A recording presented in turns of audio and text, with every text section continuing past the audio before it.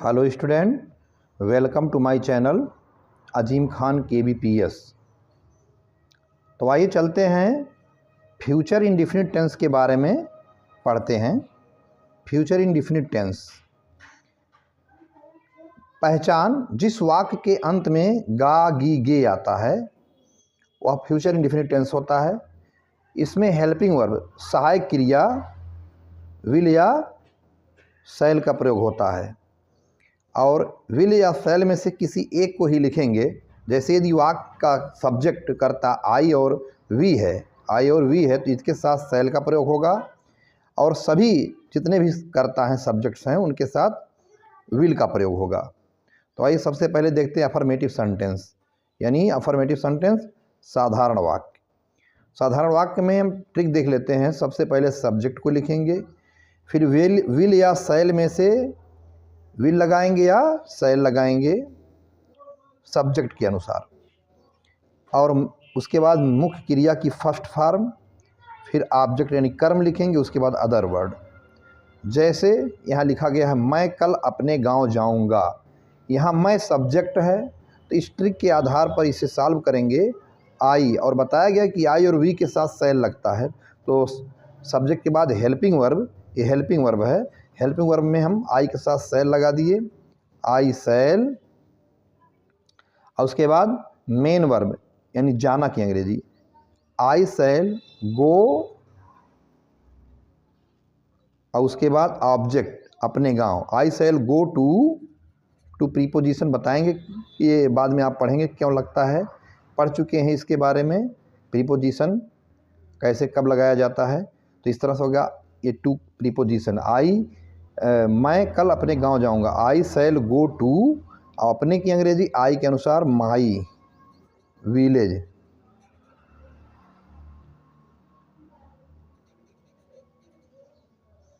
I shall go to my village.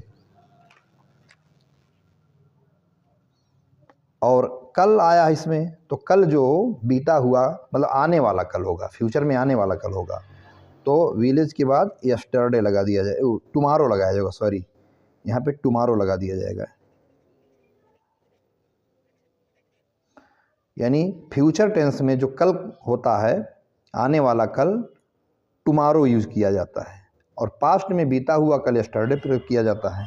इस तरह से ये वाक्य मैं कल अपने गांव जाऊंगा, I shall go to my village tomorrow, small letter का प्रयोग होगा।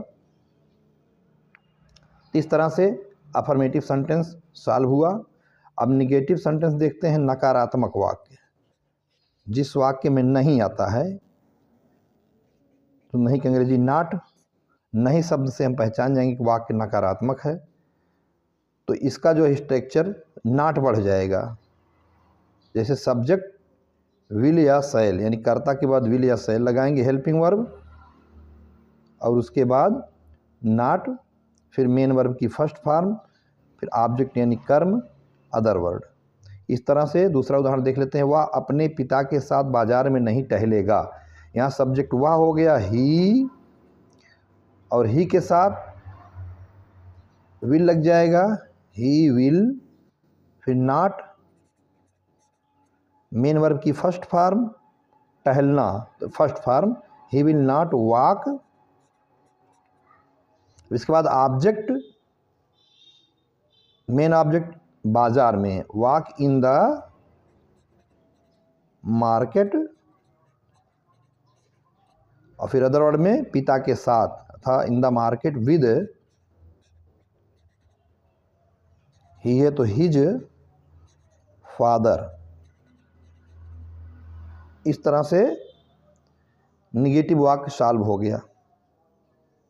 नहीं आने की वजह से इसमें नॉट बढ़ गया है, यहाँ नॉट लग गया है, तो he will not walk in the market with his father. तो अगला सेंटेंस देखते हैं, इंट्रोगेटिव सेंटेंस। इंट्रोगेटिव में जैसा कि हम जानते हैं कि WH टाइप होता है और हेल्पिंग वर्ब से शुरू, हेल्पिंग वर्ब वाला होता है, यानी शुरू में हेल्पिंग वर्ब लगाया जाता है जब वाक्य के शुरुआत में क्या शब्द आता है। तो इस तरह से जब शुरू में क्या आता है तो उसके लिए यह ट्रिक लगाया जाएगा। सबसे पहले हेल्पिंग वर्ब विल या शैल सब्जेक्ट के अनुसार, फिर सब्जेक्ट, फिर मेन वर्ब की फर्स्ट फॉर्म, फिर ऑब्जेक्ट कर्म, फिर अदर वर्ड। इस तरह से इस उदाहरण को सॉल्व कर लेते हैं। हेल्पिंग वर्ब वह सब्जेक्ट के अनुसार लगाएंगे विल, फिर विल या शैल में से विल लग गया, फिर सब्जेक्ट ही, विल ही, मेन वर्ब की फर्स्ट फॉर्म तोड़ना, विल ही प्लक, मुख्य क्रिया प्लक है यानी तोड़ना, will he pluck the flower, object हो गया फ्लावर, फ्लावर। उसके बाद other word in the garden और क्वेश्चन मार्क लग जाएगा। इस तरह क्या वह बाग नहीं तोड़ेगा, will he pluck the flower in the garden. अब इसी में WH टाइप वर्ड्स, यानी जब हिंदी वाक्य के बीच में क्या क्यों आता है तो सबसे पहले WH टाइप वर्ड लिखा जाता है, फिर हेल्पिंग वर्ब विल या शैल में से कोई एक लिख दिया जाएगा, फिर सब्जेक्ट, फिर मेन वर्ब की फर्स्ट फॉर्म, फिर ऑब्जेक्ट, उसके बाद अदर वर्ड। अब जैसे यहाँ उदाहरण देख लेते, वे क्यों गांव में नहीं रहेंगे, तो क्यों बीच में आया है इसकी अंग्रेजी सबसे पहले लिखेंगे व्हाई, उसके बाद सब्जेक्ट हो गया, सब्जेक्ट के अनुसार हेल्पिंग वर्ब हो गया why will, why will they, why will they. अब इसमें नॉट आ गया नहीं, यानी इंट्रोगेटिव निगेटिव है, तो हम जो है यहाँ हेल्पिंग वर्ब के बाद यहाँ पे मेन वर्ब से पहले यहाँ पे नॉट लगा दिया जाएगा, सब्जेक्ट के बाद और मेन वर्ब से पहले यहाँ बीच में नॉट लग जाएगा। तो इस तरह से व्हाई विल दे, यानी व्हाई WH वर्ड हो गया और विल या शैल में से विल लग गया, फिर सब्जेक्ट लग गया दे, फिर नॉट, नहीं आया तो नहीं की अंग्रेजी नॉट लिख दिया गया, नॉट मेन वर्ब की first form live, why will they not live in the village, in the village question mark. इस प्रकार से हमारा इंट्रोगेटिव सेंटेंस सॉल्व हुआ, यानी प्रश्नवाचक वाक्य जिसमें प्रश्न किया गया, क्वेश्चन किया गया।